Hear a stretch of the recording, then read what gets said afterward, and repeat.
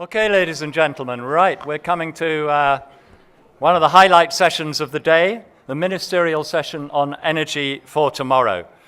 We have a tremendous panel for you. We have Mr. Suresh Prabhu, who's the Honourable Minister, the Ministry of Commerce, Industry and Civil Aviation of India.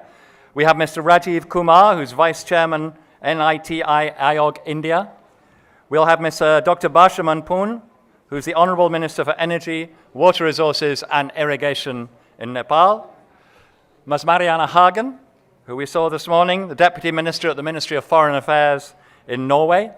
And Mr. Tomasz Chruszczow, who's the high-level climate champion for climate action in Poland. And now I'd like to hand over to our chair, Ambassador Ajai Malhotra, Senior Advisor on Climate Change and a Distinguished Fellow at TERI. Ambassador.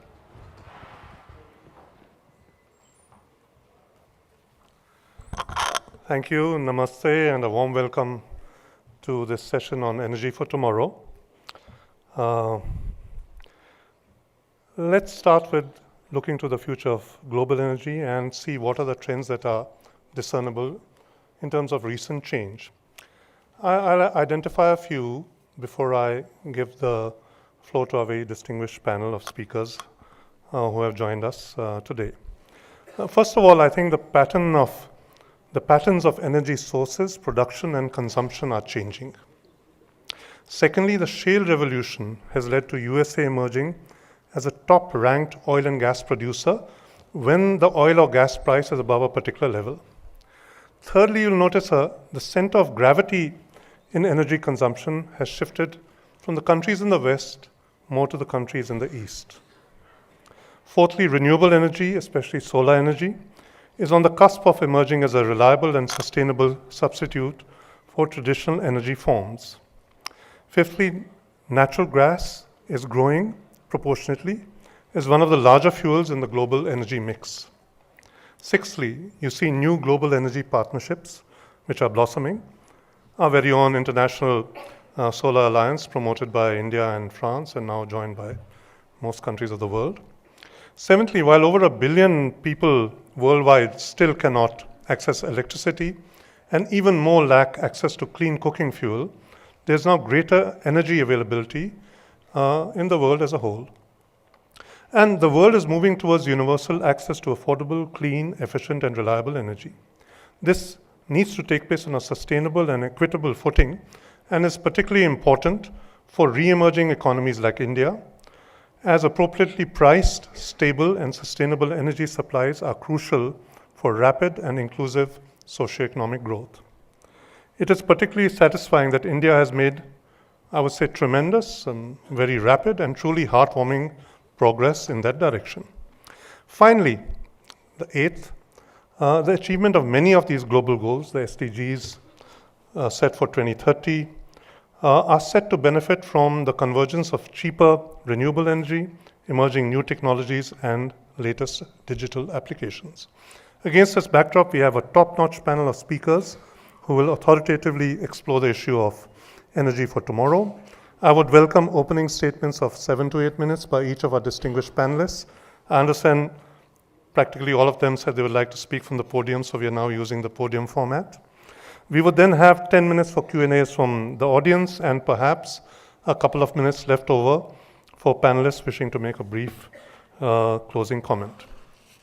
I will start by requesting His Excellency Mr. Suresh Prabhu, Honourable Minister for Commerce and Industry and Civil Aviation, Government of India, to open our proceedings. During 88-2004, he has held the portfolios of industry, environment and forests, fertilizer and chemicals, power, heavy industry and public enterprises. As Union Minister of Power, he introduced major reforms in India's power sector and championed and enacted the Electricity Act 2003. He was our Railways Minister from 2014 to 2017 and is the incumbent Minister of Commerce and Industry since September 2017, as also Minister of Civil Aviation since March 2018. Sir, we know you as a good friend of India, of TERI, and are privileged and delighted to have you with us. Like the power access that we hope to have for all the people, I think you have those very fine qualities in terms of clean power and as a minister, efficient, accessible, reliable, etc. And we are delighted to give you the floor to deliver our ministerial address. You have the floor, sir.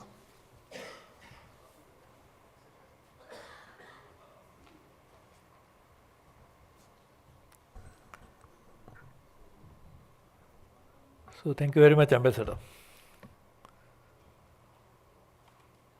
And once again, we organized this very important event. And this has become a signature event in which people from all parts of the world, from different disciplines, from different backgrounds, with different interests, they all come together with a common goal. And that common goal is, how do you attain this 2030 agenda? And I'm sure all our combined commitment and desire will make sure that we actually achieve it, maybe even sooner, but I hope certainly not later.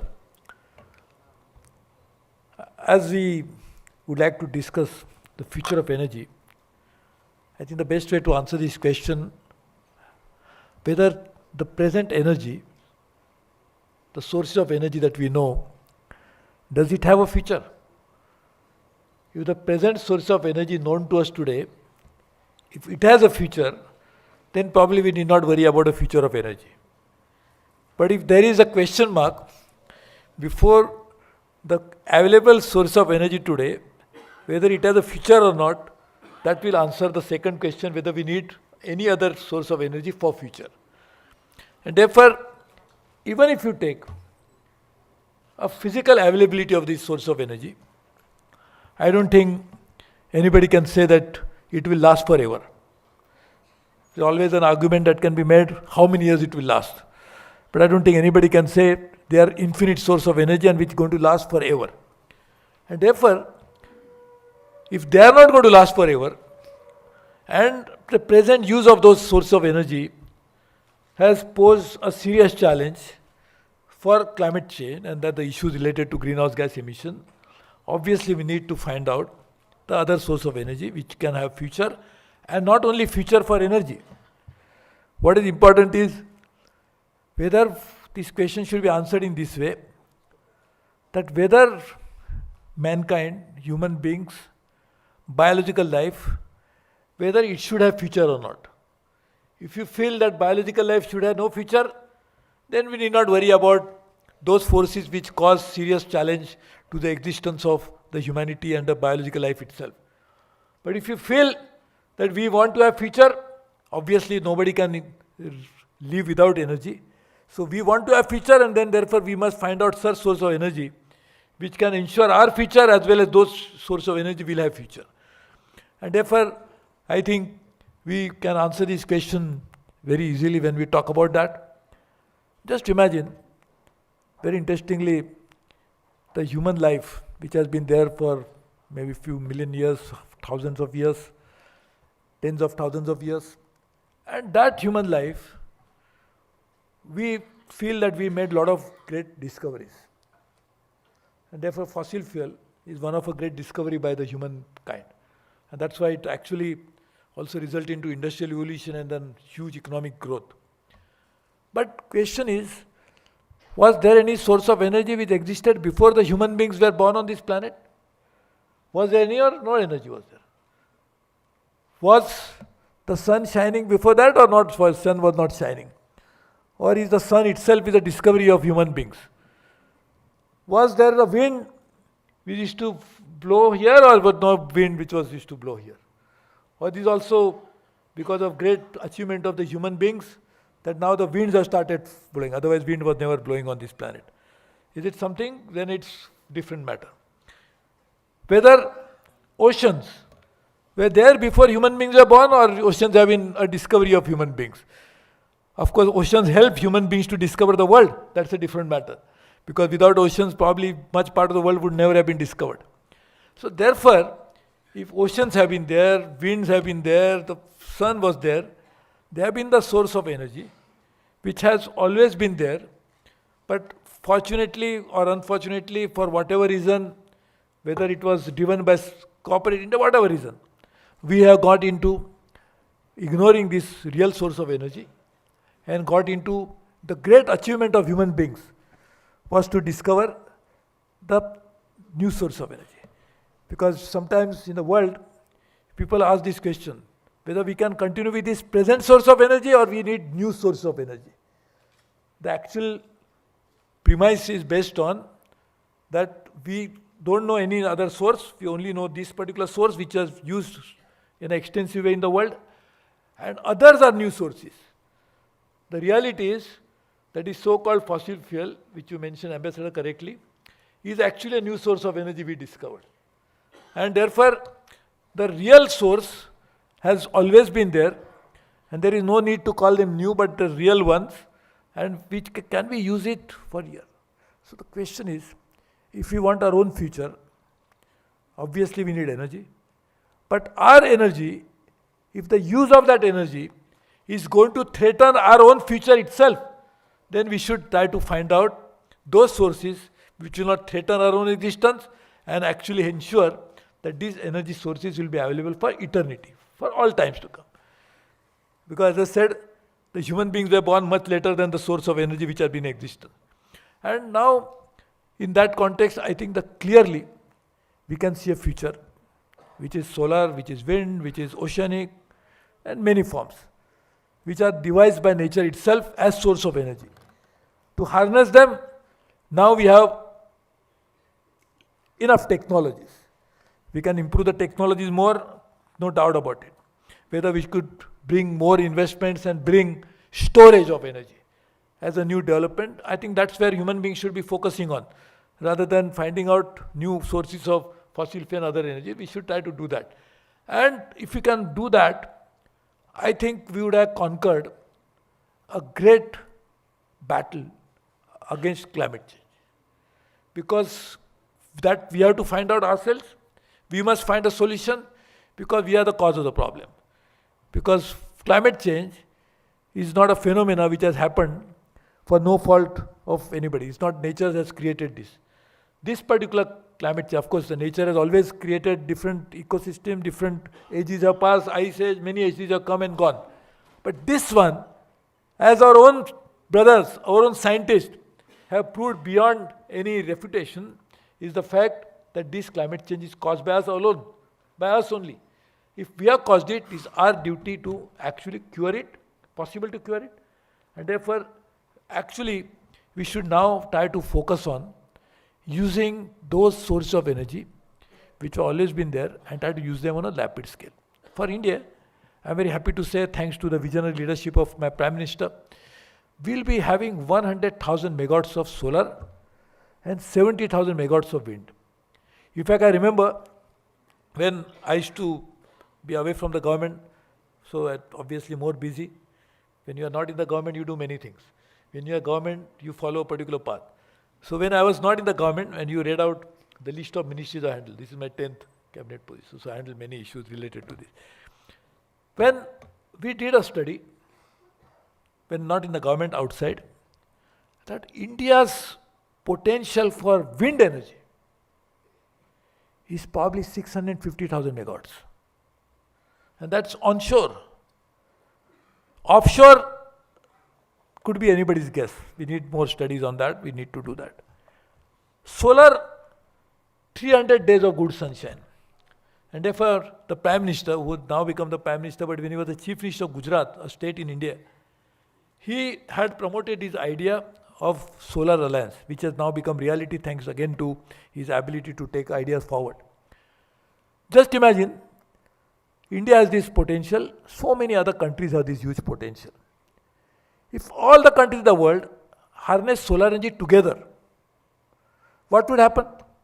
The scalability itself will bring down the prices dramatically, like it has happened in mobile phones. So solar energy will become a day-to-day use, can be used in many areas. And therefore, this is something which is definitely doable. The photovoltaics, from which most of the solar energy generated today, we can easily increase their efficiency from 17-18% today to even probably doubling that, and even more. All of this will happen when research and development is focused on that. Could anybody had imagined ideas like artificial intelligence, blockchain? No, nobody could imagine. Who invented it? The human beings invented it. So the ability of human mind to invent something, it is phenomenal. But unfortunately, the human mind went into the wrong direction of self-destruction mode. So we thought that why should human beings live forever? I think we should try to get rid of all of them. That's why we invented new technologies which ensured that now there is an existential threat. Today, and I keep saying this, right now, Midwest of US is freezing, but nobody can survive. Whereas Australia is seething when nobody can survive. So survival is an issue in both the places, but for a different reason. So therefore, human mind can invent something, but not something like this which can cause destruction, but something which can cause positive edit. So therefore, I'm really happy that future of energy is very clear. It is something which will come from natural form, renewable energy. And Norway, again, is different kind of renewable energy. They do hydro in a big way. So I'm very happy. Despite that, you have got good oil. So they have done a very sensible thing. And I thank the Norwegian government for that. Whatever they get from oil, they are put into sovereign wealth fund, which is now more than $1 trillion. And they use wind, hydro energy in a very large scale for their own use. So I think Norway should be a good ideal example. So I think you should speak more than me. And therefore, we really look forward to that happening.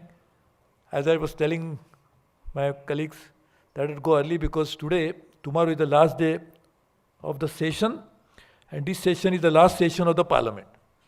So I'm hosting dinner for all MPs, all 800 MPs, because some of them, Lok Sabha, they will retire, like me, Rajya Sabha will continue. But we want to have host, so I am hosting a dinner for them in another 10 minutes. So I will let go. But I am very sure this collective wisdom of the world will prevail, and our destructive streak in our mind will hopefully get away, and will definitely survive. For future of ourselves, we'll discover new future energies. And that's what we'll do. I am sure we'll succeed. I hope we succeed. All the best to you. And the 2031 is a good time, 2030 is a good time to achieve this. Let us focus that by 2030, the world will use substantial source of energy which will come from non-destructive sources. Thank you very much.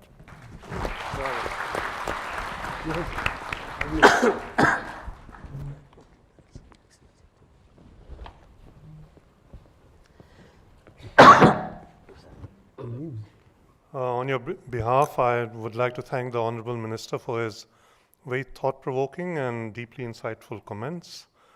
He cut to the essence and put in perspective the problem that we face and the need to back away from fossil fuels and shift to the real natural sources of energy, which have always been there: solar, wind, onshore and offshore, tidal, etc. And we wish him a happy evening and bon appetit as he enjoys the dinner with his colleague members of Parliament. I would now give the floor to His Excellency Dr.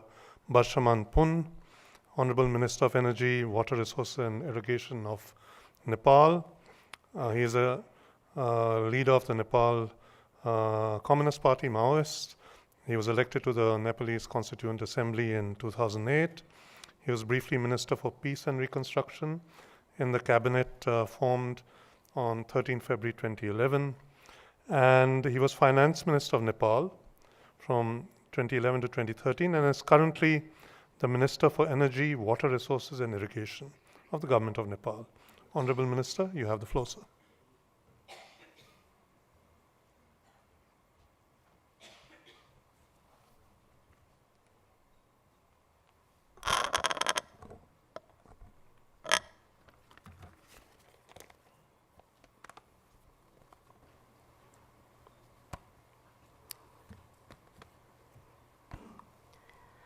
Chair of the session, distinguished panelists, dignitaries, ladies and gentlemen. I feel honored to take part and speak in this yearly event of World Sustainable Development Summit 2019 with a theme on attaining the agenda, attaining the 2030 agenda, delivering on our promise. I am thankful to the Energy and Resource Institute for inviting and granting me an opportunity to present myself on this special session of Energy for Tomorrow. As I perceive energy for tomorrow embraces the sustainable use of energy globally. In case of Nepal, we envision Nepal to be an enterprise-friendly middle-income country by 2030. By continuously pursuing to meet the target of SDG 7 among others. I would like to stress here that the UN tools to meet the global SDG 7 targets are broadly aligned with our country specific vision and plans. Moreover, the view on energy for tomorrow also wants on how we perceive this through the lens of energy security. Chair of session, more than 80% energy consumption in Nepal is dominated by the traditional form of energy, mainly the biomass and petroleum. The stake of grid electricity and renewable energy together is around 7% only. Our energy policy focuses on gradual replacement of traditional energy by clean form of energy, while 87% of the population have access to electricity through grid and off-grid solutions. The per capita consumption of the electricity amounts to only 200 kilowatt hour. Ensuring access to affordable, reliable, and modern energy for all demands for decentralized development of the renewable energy is our priorities. Out of our total techno-economically viable hydro potential of around 43 gigawatt, we have developed only about 1100 megawatts so far, which is slightly less than our current peak demand of 1200 megawatt.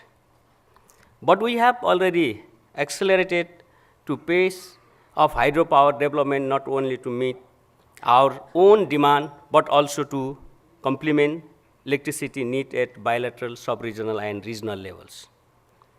Since 1992, the government of Nepal has adopted a policy for the optimum utilization of water resources to generate hydroelectricity through private sector investment. This policy has been instrumental in attracting foreign private sector investment from India, Norway, USA, China, South Korea, etc. With that initiative, presently 5,000 megawatt capacity of the various hydropower projects are in different stages of construction. In the next 5 years, electricity generation is expected to reach fivefold of the current installed capacity of our country. In May 2018, we released a white paper on current situation and future roadmap for energy, water resources, and irrigation sector. We have set a target to generate 15,000 megawatt of electricity, including other renewables, in 10 years to increase per capita electricity consumption to 1,500 kilowatt hour. Out of this target, we intend to set aside 5,000 megawatt of the electricity for cross-border power trade. Within next 5 years, we intend to achieve the target of electricity access to all in the country. Due to seasonally varying supply and demand pattern of the individual countries in the South Asia region, the complementarity of generating resource available in the region must be utilized to optimize our power systems and reduce price of electricity. It is in this context that development of hydropower project in Nepal can be considered as a battery storage facility for the system stabilization of the region. A joint initiative in this front will be required at the regional or sub-regional level for the creation of the viable, profitable, and competitive power sector as our common destination in future. We have been moving forward in creating the necessary infrastructure to further enhance the execution of the power trade agreement signed between Nepal and India. I commend the spirit of cooperation expressed from both Nepal and India at various forums. I also appreciate the government of India for their continuous support in the improving the power supply situation in Nepal. The cross-border electricity interconnection between the countries needs to be expanded to a new level which will ultimately enhance the trading of electricity at the regional and sub-regional level. Furthermore, we are working together to utilize the seasonal complementarities of the electricity demand and supply of Nepal and India through energy banking. Chairperson, in the spirit of the SAARC Framework Agreement for the Energy Cooperation, we have also signed a Memorandum of Understanding with Bangladesh for cooperation in power sector. This understanding covers the areas of power export, joint investment, capacity building, and so on. In fact, we shall now even be working together to establish an inter-regional electricity grid interconnection as invested in the MOU signed by the BIMSTEC members countries. In view of running our domestic power industry in a competitive manner, the government's generation and transmission companies along with Nepal Power Trading Company are already been established. The Electricity Regulatory Commission has also been established and is under the process of operationalization. As Nepal has embarked on federalism as per the new constitution, we are restructuring the electricity sector. New Electricity Act will soon be formed in line with the federal structure, and distribution companies shall be established at provincial level, which will pave the way to multi-buyer and multi-seller market. Despite possibilities to harness a lot of hydro and other clean, renewable resources in the region, we continue to rely largely on fossil fuel, much of which is imported. Such dependence renders us vulnerable to external shocks and price volatility. Over-dependence on coal or diesel-based thermal energy is also a serious concern from the point of view of environmental degradation and global warming. The multipurpose use of our water resources through reservoir projects will have the potential to contribute not only to the electricity demand of the countries in the region, but also neighboring countries could benefit from drinking water, irrigation, flood control, and navigation.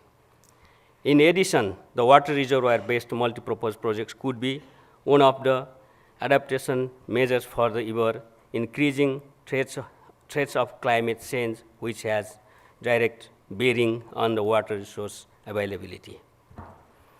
What matters most in our commitment to the process and our willingness to work together with broader perspectives for the sake of our common benefit. Let us not be left behind. Let us demonstrate to other regions in the world that we too can establish a successful model of collaboration in the power sector and enter into an era of regional power trading through cross-border grid connectivity. This is how we need to pursue our serious efforts in order to realize our agenda on energy for tomorrow with common understanding that energy security of our region or sub-region lies in being interdependent rather than trying to become self-reliant by establishing common electricity market. Thank you. Thank you.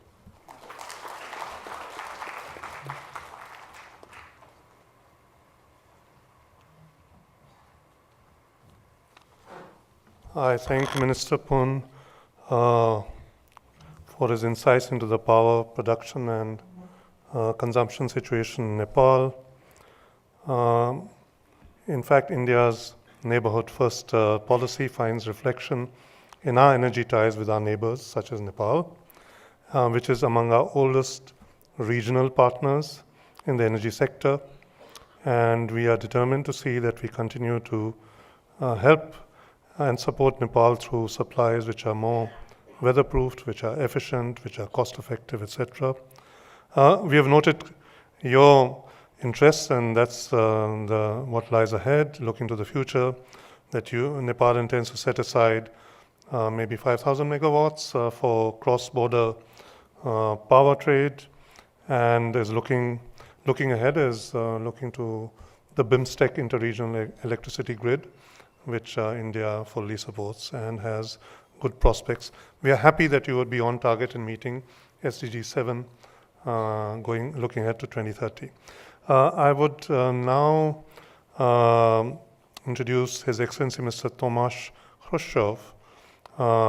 He is a COP24 Special Envoy for Climate Change and one of the two high-level climate champions, if I may say so, appointed to mobilize more ambitious climate action to achieve the goals of the Paris Agreement by connecting the work of governments with voluntary and cooperative action taken by cities, regions, investors, businesses, and so on.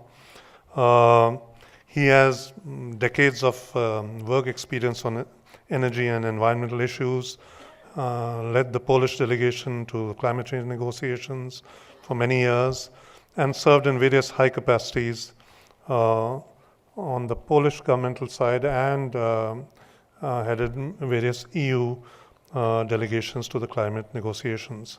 We are delighted to have you with us, and it is my pleasure to give you the floor, sir.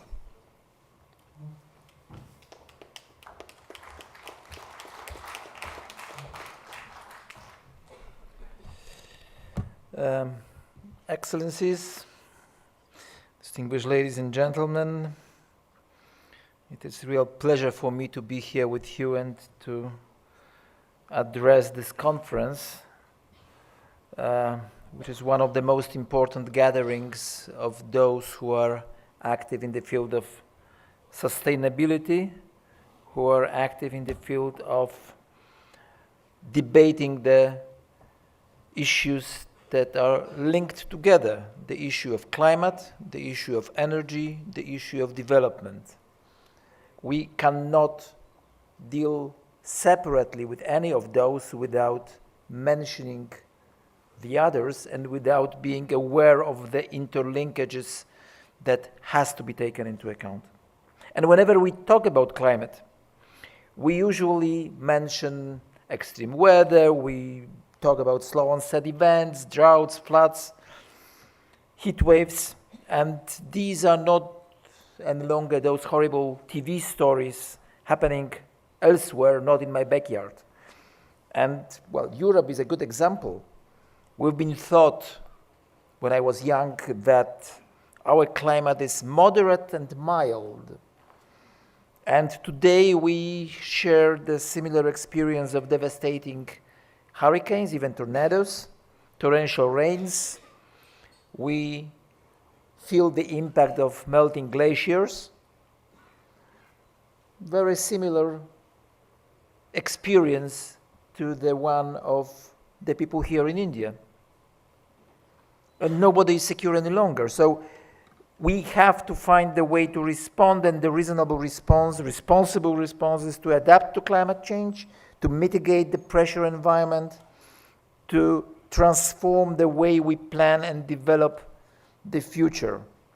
And of course, there is a huge role for central governments, cities, regions, also for businesses, manufacturers, financial institutions that have to engage along with environmentalists and actively face the challenges of tomorrow, today already.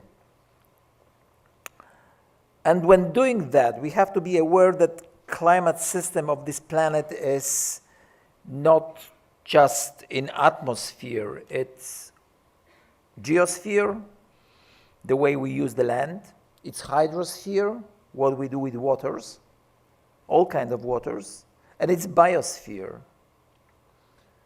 So all these four components, atmosphere, biosphere, geosphere, and hydrosphere, create the system, and the interlinkages between those components are those that we feel. Hot sea drives the power of hurricanes. Biodiversity loss reduces the production of oxygen. Degraded land is also the source of emissions. We must be aware of that. And luckily, we have the good examples, and our distinguished panelists, both ministers, have already mentioned very good concrete policies, actions, investments that are future-oriented, and they are responding to these challenges. We are here to consider the energy for tomorrow. And when planning the future of economies, societies, regions, we must include energy security of generation and supply in the equation. And usually we take into account demand for electricity, for heat, for transportation fuels. These are all different shapes of energy. We have to think of sources of energy, kinds of fuels. We have to think of energy efficiency. What is the space for improvement? How these aspects would determine technical and economic aspects of energy market and entire supply chain. But let's not forget that social and political and sometimes even geopolitical factors may be decisive here as well. Traditionally, the consumers, both individuals and companies, had a limited role in shaping the supply side. Utilities, refineries were those who generated energy, produced fuels, also controlling the distribution and retailing. But such the system proved not to be flexible enough. And such the system was unable to provide all the people with energy, with all the necessary media. It's not taking sufficient care of ensuring inclusive, sustainable access to energy for all. And limited access to energy poses a major constraint to accessing education and health services, to food security, to sanitation, to sustainable development of regions, also sectors of economies and countries. And this is the list that is not complete. And of course, unlimited use of energy may lead to its wasting and inefficiencies affecting innovation and competitiveness. There are well-remembered examples when oil shortages that we now call shocks were resulting in crises which eventually turned into the opportunity for innovation. It's again, well, Chinese wisdom. What is the crisis? Well, the catastrophe, and then the opportunity is coming. It's the combination. It's never the disaster itself. And, well, let's discuss this opportunity. As the global economy is entering the new phase of transition, and instead of being fossil fuel and primary raw material dependent, it gradually gets converted into sustainable system that is balancing social, economic, and environmental aspects with much attention on human dimension, innovation, resource efficiency, circularity of the resource use, as well as that is becoming the key precondition of secure and successful change, industrial change, management change, social change. So We have Paris Agreement, a major treaty that is a result of delicate balance between all countries. It's based on sovereign decisions. It is the treaty about collective responsibility and cooperation. Responsibility and cooperation, these may be used as kind of a key words for planning the future. Because Paris Agreement tells us that no contribution, doesn't matter how small, can be neglected. Every contribution is important, is meaningful. This is the power of collective action. And the treaty can only be successful if deployed by all countries, all cities, all regions, businesses, communities, and also individuals. So the transformation of global development pattern in a way that we can achieve climate neutrality, and this is the task that Paris Agreement sets for us for the second half of this century. And I have the pleasure to be part of the economic bloc, political bloc of the European Union, which tells we can do it by the second half, before 2050. So this is the key long-term objective. We all know that Paris Agreement sets the temperature target, stay below 2 as close as possible to 1.5, adapt, provide means of implementation for climate action. Yes, but the key long-term vision of this agreement is climate neutrality. We have to balance. We have to restore this balance. I mentioned these 4 components of climate system, and the balance between them got disturbed, got devastated sometimes. And this is because of our human action, and now it is time for us to restore this balance. So climate agreement from Paris gives us the chance to restore this balance, keeping in mind growing population, limited access to resources, keeping in mind that if we cannot offer decent jobs, decent development conditions in developing countries, that may lead to conflicts, even worse. And, well, let's conclude with the following. Economies cannot bloom at the expense of environment or unbearable social costs.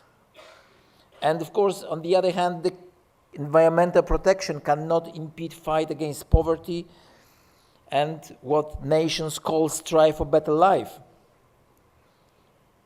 And of course, life standards will not improve thanks to aggressive economic growth in a dirty, unhealthy environment.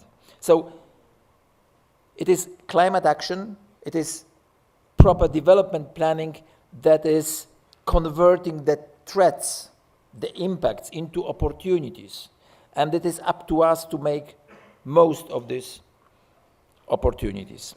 So, distinguished ladies and gentlemen, I think it's time to think of the energy for the future as the sustainable action, using all the opportunities, using not only the technologies, but most important, the energy that we have in us, human energy. Thank you.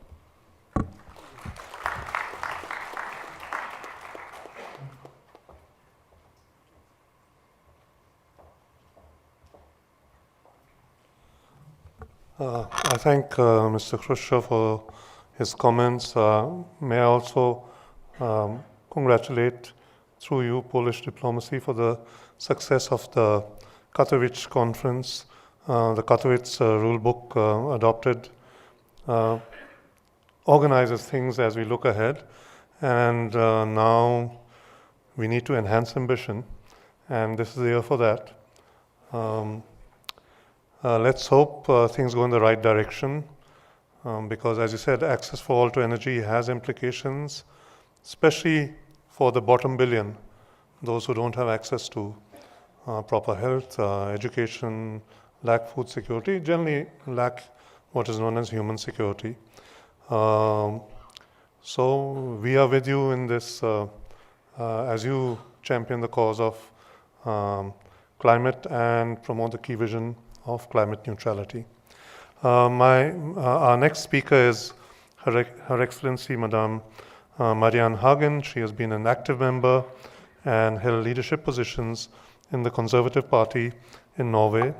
She was for several years advisor to the Norwegian Ship Owners Association, perhaps the biggest ship owners grouping in the world. And prior to taking up her present post, she was from 2008 to 2017 head of communications at the Royal Court in Norway. She is presently the State Secretary, which equates to Deputy Minister in our system, at the Ministry of Foreign Affairs of the Royal Government of Norway. And it is my pleasure to give you the floor. You have the floor, Your Excellency.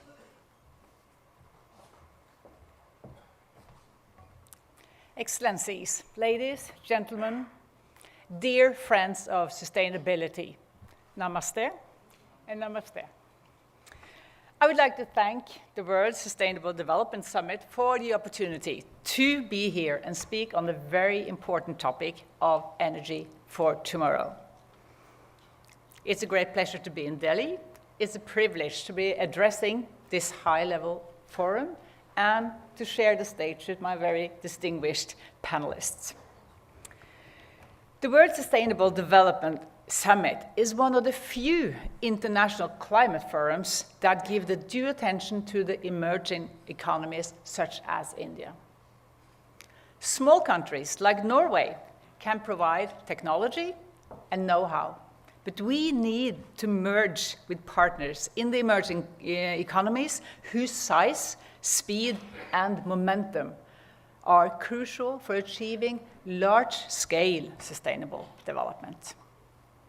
Ladies and gentlemen, the future is already upon us, and we need to act accordingly. The demand for energy is growing rapidly. The International Energy Agency estimates that the global energy demand will increase by 30% over the next 25 years. Improved access to modern energy can boost economic growth, employment opportunities, and stability. Indeed, eradicating poverty and achieving the SDGs will only be possible if we connect the 1 billion people currently without access to electricity to the grid. However, this needs to be done in a sustainable way. We need to secure access to energy for everyone, but we also need at the same time to reduce greenhouse gas emissions. We need to achieve both the UN Sustainable Development Goals and the goals agreed upon in the Paris Climate Agreement.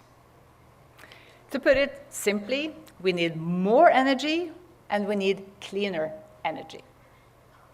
Ladies and gentlemen, the energy sector is responsible for more than 60% of the global emissions of greenhouse gases.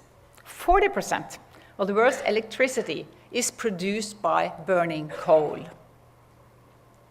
The report from the climate panel sends a clear message. There is no room for more coal-fired power plants. The emissions from coal must be reduced significantly and rapidly, and coal must be out of the global energy mix by 2050. The world will certainly be better off if fossil fuel consumption is in the form of gas rather than coal. Using gas as a replacement for coal is a quick and cost-effective way of cutting emissions. Over the last decades, renewables have brought disruptive change to the global energy landscape and have made us rethink the way our energy systems operate. Since 2010, the average cost of utility-scale solar PV and onshore wind energy have fallen by an impressive 73% and 23% respectively. These cost declines are expected to continue. The Indian government has contributed significantly to these cost reductions through its auctions for renewables. Globally, a record-breaking 167 gigawatts of renewable energy capacity was added last year. This is the 6th year in a row which additional power generation capacity from renewable outpaced conventional sources. However, as energy systems become more weather-dependent, the need for flexibility increases. There's a growing need for accessible and flexible energy that can be used to compensate for fluctuations in supply. This is where the natural gas should replace coal. Power production from natural gas responds quickly, fits well with renewables like wind and solar power. Hydropower is the only renewable form of power that provides this flexibility. Moreover, it provides both long-term and short-term flexibility. Ladies and gentlemen, India is currently the G20 economy with the largest GDP growth rate. By the end of the year, it will be the 5th or the 6th largest economy in the world. But it's also the G20 economy with the lowest level of CO2 emissions per capita.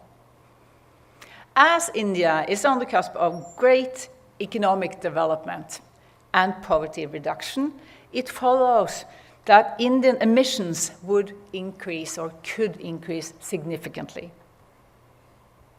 In a business-as-usual scenario, the growth in Indian coal power emissions would in fact exceed the reduction in coal power emissions in the rest of the world. Still, I am an optimist. Emissions per capita are still low here, and investments in renewables and energy efficiency can displace growth in coal power. Due to the sheer size of its population, India presents us with one of the best opportunities to achieve sustainable development, economic growth. Some countries, such as Norway, can provide the technology and the investments. But it is India that provides the scale that will make the difference. The Indian energy market has already shown itself to offer excellent business opportunities for clean energy investments. India is one of the countries with the largest production of energy from renewable sources. In the electricity sector, renewable energy, including large-scale hydropower, accounted for 1/3 of the total installed power capacity. India is also the 4th largest wind power producer in the world. The target of installing 20 gigawatts of solar power by 2022 was achieved in January in last year, 4 years ahead of schedule. And India has set the new target for achieving an impressive 100 gigawatts of solar and 60 gigawatts of wind power by 2022. These goals are ambitious, and rightfully so. The Indian government should be commended for its efforts. Ladies and gentlemen, although we are a small country, Norway is a big actor when it comes to energy. Our domestic power supply is from, as mentioned earlier, from renewable, flexible, and clean hydropower.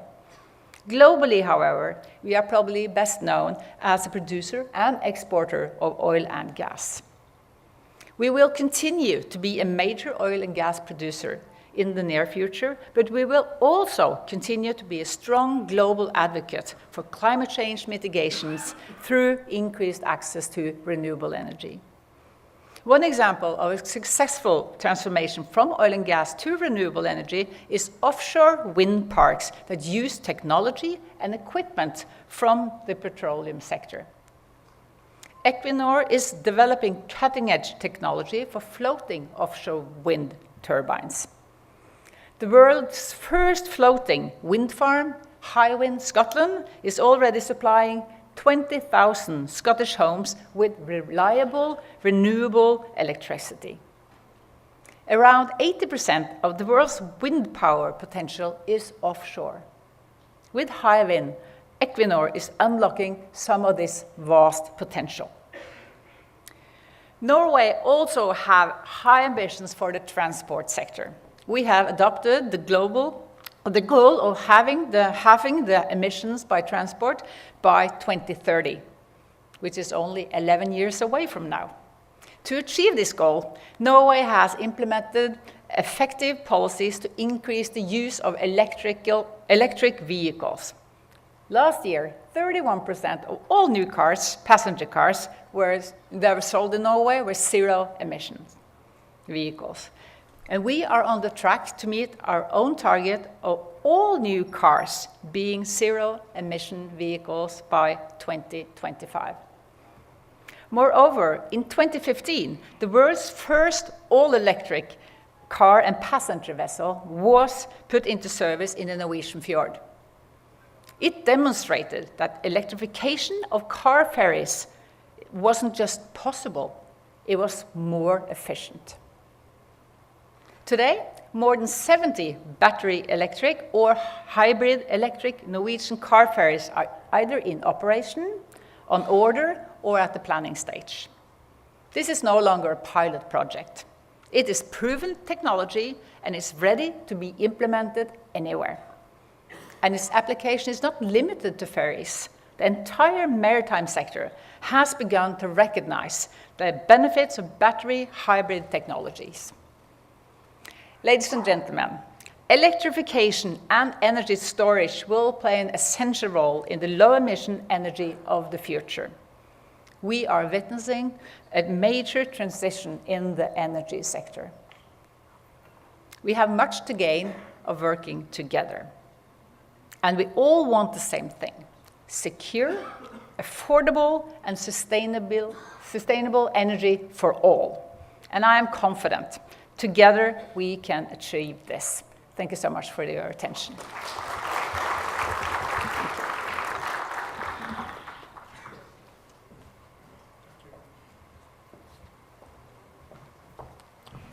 I thank Madame Hagen for her insightful comments. Thank you for sharing your own vision for Norway, moving towards zero-emission vehicles by 2025, and acknowledging also that India is doing the right things in many directions. Not only are we the 20th out of the G20 in terms of GHG emissions per capita, but we have ambitious goals which we are fulfilling for solar and wind power. And for acknowledging that the auctions we've carried out have brought down prices for renewables in India. Also the blue flame revolution, because it's not only the 1 billion who don't have electricity, there are many who don't have the sort of access to clean cooking fuel which is so essential in a country like India, and which particularly, I know you would be sensitive to this, particularly benefits our women at the back of the hearth cooking for the family. May I take the liberty of acknowledging the presence of our Minister for Urban Development, Mr. Hardeep Singh Puri, and his wife, Lakshmi Puri, amongst us.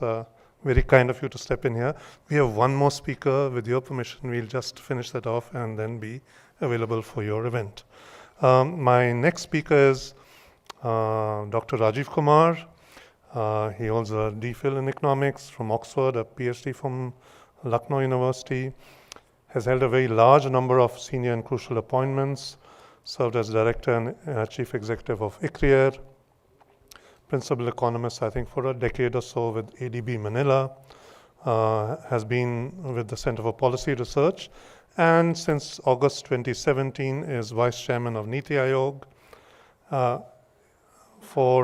In case there's somebody not from India who may not be familiar, NITI Aayog was set up on 1 January 2015 under the Prime Minister, and with his and Dr. Kumar's guidance now, it has brought a very refreshing bottoms-up rather than top-down approach to planning in India. You have the floor, sir.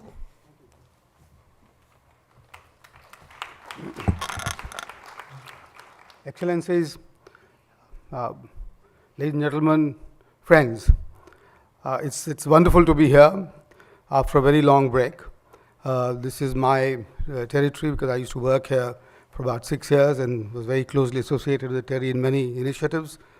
And I thank you and thank TERI for bringing me back here on this occasion on such an important topic as the energy for tomorrow. This particular dialogue, this particular summit, now in its 19th edition, has really now become one of the landmark events on climate change, environment, and energy around the world. And I therefore congratulate Ajai Malhotra and his faculty colleagues for having done a tremendous job in putting it on the global map for energy and environment. Ladies and gentlemen, it's the first thing that three things that I want to say before I want to say something about the policy that we are trying to evolve in NITI about the energy for tomorrow. The one I think is we probably here, because we are all the converted, take it for granted that the ecological crisis, if you like, or the environmental situation that we face today on our planet is accepted by one and all. I think we will be making a mistake in doing so, because I think there are people in very powerful positions in the world on the one hand, and there are a very large segment of, if you like, people who are unaware at the bottom of the pyramid about this crisis that is facing our world.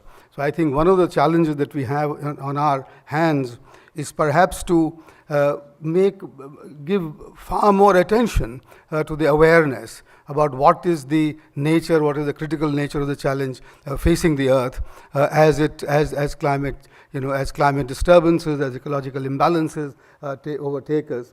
While forgetting those who are in high positions of power and powerful positions of power, they would, I hope, a better sense will prevail there. I think at least for our country, I know that those who don't have access to energy today, or those who have very limited access to energy today, I don't think could be concerned at all about how we get that energy and how we don't get that energy. They would much rather have it at any cost. And I think it is for them that people like us in NITI Aayog, when we work with our states, especially the poorer states, which have much lower per capita energy consumption, that it's our duty to start talking about this in the idiom and in the language that they understand about how what they do today affects our future tomorrow. And I think it's an important task yet to be done. The second thing that I wanted to say is that more and more it's becoming clearer, but not to all of us again, that the option of doing whatever you want to do today, but then retrofit it later, is no more an option for us. And I think this is something, again, which even I find in my own academic fraternity, in people who should not be arguing this, very often argue and point to examples of successful emerging economies who have taken this route of saying that, look, we will just go ahead and emphasize, as it were, the sort of growth in energy consumption, the development, etc., and technology will take care of the rest. If Thames could be restored after the Second World War, and then you can grow trout there, then the argument is that we can also do the same everywhere around the world. And I think, again, there is maybe a session required for saying as to what are the limits of retrofitting as we go forward. After all, having worked in Central Asia, I know what's happened to the Aral Sea and the Amu Darya drying up before that. So we can't afford those scenarios going forward in our country. And here I must confess that, Madam Hagen, you did point out and you emphasized to us what a great responsibility India has in this regard. Because really, if we don't get it right in India, we'll probably affect the entire world. Because as you said, we are now, we are where we are. Our per capita energy consumption is less than 1,000 kilowatt hours, and while the world average is 1,860, our northern neighbor China is already got 2,200 kilowatt hours, and the US consumes more than 6,500. So if we in India begin to get those aspirations of matching per capita energy consumption levels there, then I think I think even retrofitting would not be an option. And here I think I would like to emphasize that the energy of future must concentrate also on rationalization of our demands. And therefore, to that extent, what we need is how we can, and I'll talk about it in the context of our energy policy. So the rationalization of demand is, I think, and the lack of retrofitting as an option is, I think, the second issue that I wanted to bring to the table in this at this time. And the third and final sort of general point that I wanted to make is that I'm now beginning to hear that, like other infrastructure, whether it is roads, highways, or parks, or even education and health, etc., why shouldn't energy be treated as a global public good, or at least a national public good? There is a demand, increasing demand among the poor and among those who have not, and therefore you do talk already about a lifeline tariff, that those who are consuming less than particular levels shouldn't be charged anything at all in some sense. And why shouldn't this be becoming, I hope we need to, that we will be able to answer this question effectively as to why can energy be treated as a public good? And if yes, what are the conditions for that? And if not, why not? And why isn't it a part, if you can have a talk, when you talk about energy security, why isn't it we talk about it in the same breath as, let's say, the right to education, or the right to food, or the right to employment? Is there something like the right to energy which can be inbuilt amongst our population? And if yes, how do we tackle it? What is the public policy that is needed to tackle that sort of a demand? Well, gentlemen, with all of these things, we in NITI Aayog are trying now to evolve, to actually formulate a national energy policy. This is on the anvil. This is, it is close to completion. It has had a couple of rounds of public discussion, and we've had all our comments. I don't think I'm able to tell you the details of it, but I assure you that it'll be on the website quite soon for further public discussion. But it is for the first time that in India we'll be taking a comprehensive view of all our energy demands and our supply sources, and being able to also develop a scenario up to 2047 where as to how these things are changes. Unfortunately, Madam Hagen, coal still figures prominently in that energy scenario as we go forward.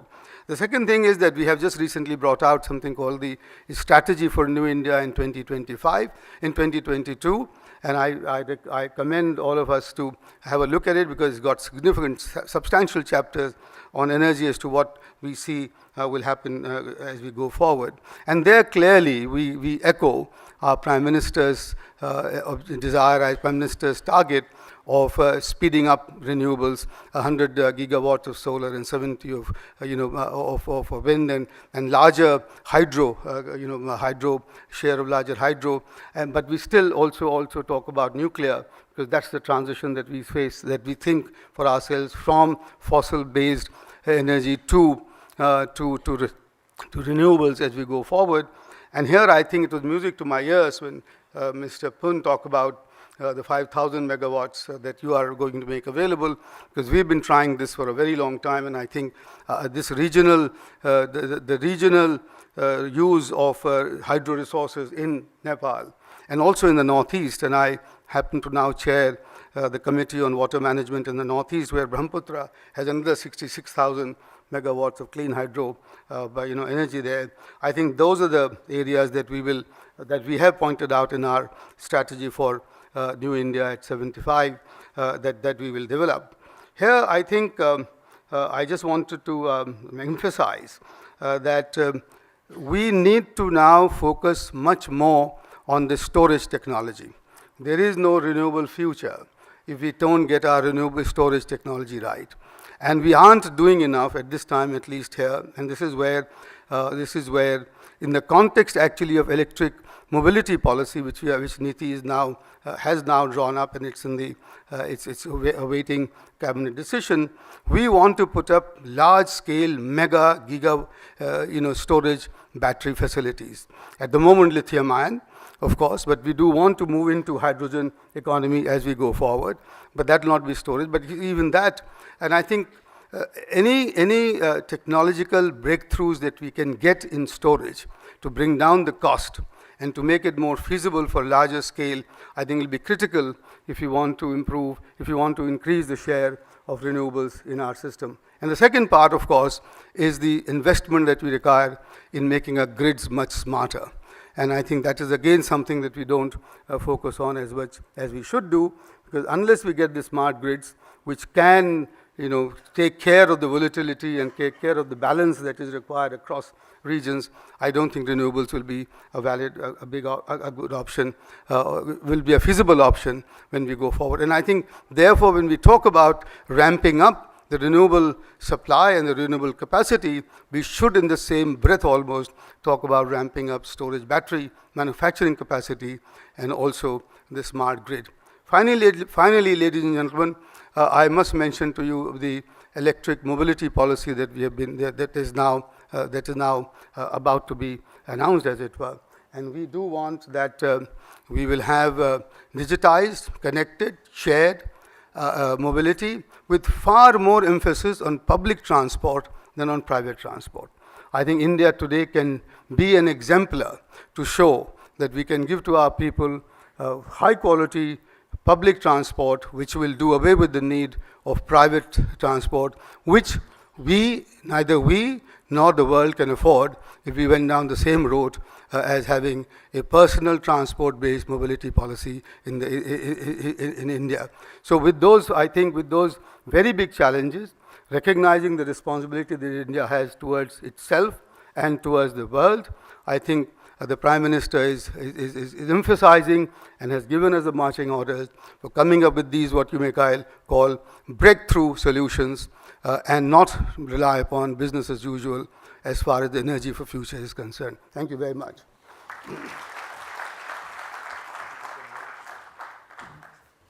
I thank Dr. Kumar. Two very short comments, and then we'll bring this to a close. Firstly, yes, we should treat energy as a global public good, my view. Progressive development and codification of human rights is hugely important. And just like you have a right to development, a right to sustainable development, and a right to energy, it should be there. You have spoken of enhanced storage facilities and smarter grids. And just to add a little voice to the importance of two-way flow of information, because those at the bottom, or near the bottom of the energy pyramid, may well come up with some interesting, if not competing solutions in seeing how to tackle the energy access issue which faces all of us. With that, I will not have a Q&A session because we have run short of time. We have our Honorable Minister Hardeep Puri who would be addressing us in the hub outside, and I would just bring the session to a close. Thank you so much for coming, and please step forward for a photograph before we disperse. Thank you.